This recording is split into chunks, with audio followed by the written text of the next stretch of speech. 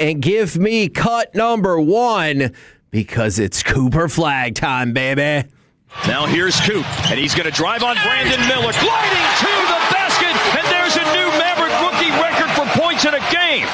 Now, this could be the perfect scenario for a lot of Mavericks fans last night because you saw the future, and the future is already here, and it is Cooper Flagg, and it is spectacular. But the Mavericks were still able to lose the game, which I know for draft purposes, a lot of people are no doubt going to be psyched about. But Cooper Flagg was fantastic last night. So was Con Kneppel, by the way. There's no question these are the top 2 rookies in the league, and if you think Kneppel's been better so far, well, I'm not going to begrudge that. I don't necessarily agree with that, but I am not going to begrudge that whatsoever. But the fact that Cooper Flagg broke a lot of records last night, but he broke Mark Aguirre's record on the night that Mark Aguirre got his jersey retired, and you know what one of the pieces of advice was for Mark Aguirre to Cooper Flagg? He said, go get it. When he scored 42 to tie his record, he goes, go get 52, go get 62, go get it. So Mark Aguirre is pumped for Cooper Flagg. Am I wrong? Mark Aguirre's career high was also 49. So I think is that right? I think that might be the case too. So this is one of those moments. I like what you said, Kevin, because in the first quarter it looked like we got the worst of the deal out of the Duke boys. We were like, what is happening right now? Con Kneppel making every freaking 3-pointer. Yeah, Flagg had like 2 points. And did you hear Cooper after the game?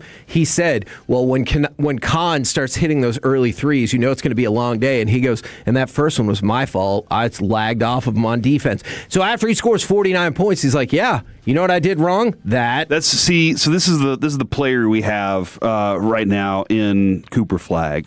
You have a guy that in the first quarter scored 2 points and then said 23 in the second. Yeah. Because what I just saw wasn't good enough for me. And I do wonder if somebody in that huddle gave him the Go Be F and Cooper Flagg, Cooper F and Flagg. We got to make shirts for that. Go Be Cooper F and Flagg. I love it. Or whatever it is. He just decided, never mind, I'm not letting this thing go. Yep. I'm going to go out there and do my thing tonight. And Kevin, it was the moment.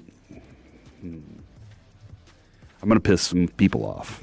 Oh, great. I'm going to make some people really mad right now. Yeah, the way you just looked up Alec, that is how I feel at this moment. It is refreshing to see the best player on the court think he got fouled and not spend the entire way up the other end of the court arguing with the referee. It is refreshing to see him sit, because there was a moment last night where Cooper Flagg went to the basket, I think it was third quarter, goes to the basket, doesn't get the foul call, still made it anyway, and then on the way back up the other end of the court, makes the play on the other end. He makes the defensive play, and look, for everything that Luka was, that became a problem. And I have not seen this from Cooper Flagg. Cooper Flagg looks like he understands the game will take care of itself. We'll figure it all out. Now, of course, we'd love to see more wins in that respect. Sure. But on a night where you wouldn't. Yeah, maybe you're, but on a night where you're having that kind of ceremony and that kind of eyeballs on you, you go out and perform the way that you did.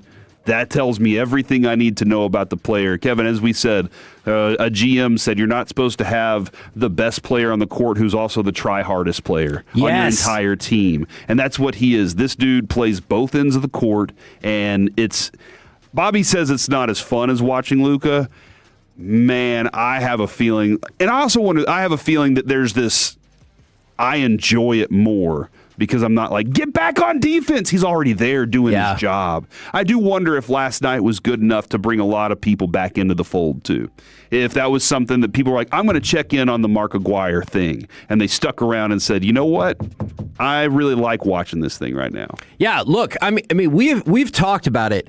Somehow, despite the immense hype, he's better than the hype. Like, if you read that article, I think it was Tim McMahon, I apologize, it was about a week ago. They had all these different scouts and executives from across the NBA, and one Western Conference executive said, I don't know how it's possible, but he's better than everyone thought he was going to be. So far this season, 19.5 points a game, 6.5 rebounds a game, 4 assists a game.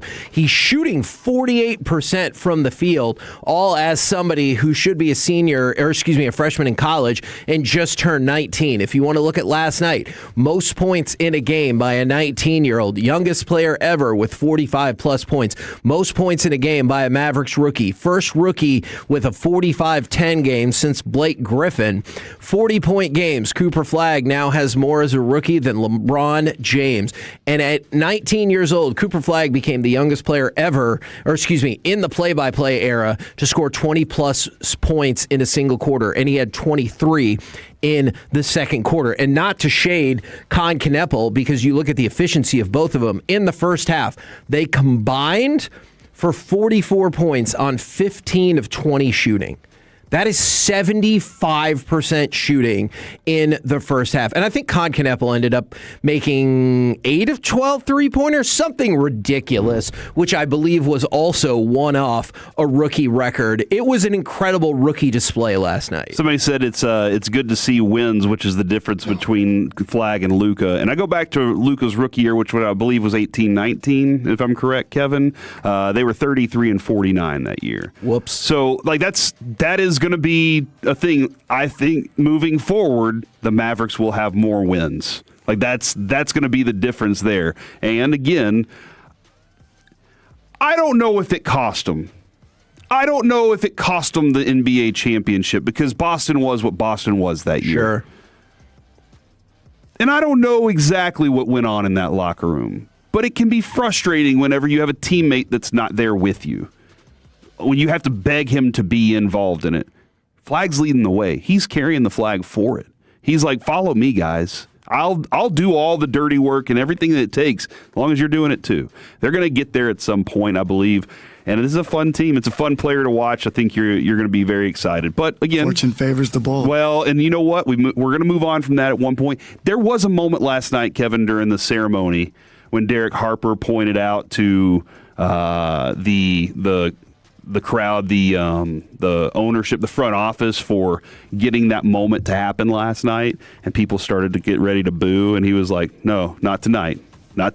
This is special for Mark tonight. You're here for him, not everything else." And everybody was like, "All right, you're right. That's why we're here tonight." I appreciated that. And the thing that I would throw out there about the wins is, you know who agrees with you the most about that? Cooper Flagg.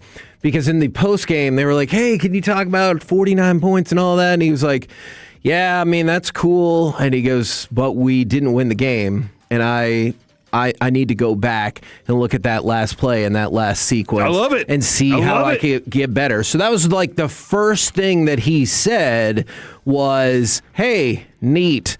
But I would have much rather us win the game. And again, to give a little love to Con Kneppel, as you know what he said afterwards? He goes, man, I would have been really pissed off if we lost this game. So, like, dude, I appreciate the competitiveness on both sides. That was the fun part about watching that last night, though, was you could see that those two guys were like, dude, we played so much against each other. Like in the season we played at Duke, we played against each other all the time. It was fun. It was competitive. And you got two rookies out there looking like they were Steve Nash and Dirk at times. Like there was a moment where Kneppel came off of a screen and shot, and I was like, was that Steve Nash just now? The way he did that. And then I'll give our boy Flagg the credit. He was driving to the basket on the left hand side, got pushed a little bit, stopped, and said, you know what? One-legged fadeaway. I got you, Dirk. Dude, that was like he's paying homage to it. I don't even think he knew. Who he was paying homage to. I think that's just in his arsenal of what he does. But maybe it is. Maybe he's like, no, I know exactly what Dirk did. Yeah. So Probably look, it was a really we've talked about it. Depending on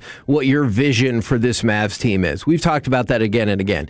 Cooper Flagg, Jason Kidd, they all talked about the fact that even with all of this happening, you lost the game, and you lost the game to a Charlotte team that is playing significantly better than they had, but everyone involved was like, hey, I wanted to get the win. But if you're looking to improve the Dallas Mavericks draft position, well, then this was a huge step in the right direction by losing to one of those teams that you're probably going to be jockeying with for a worse record to have better odds in the lottery.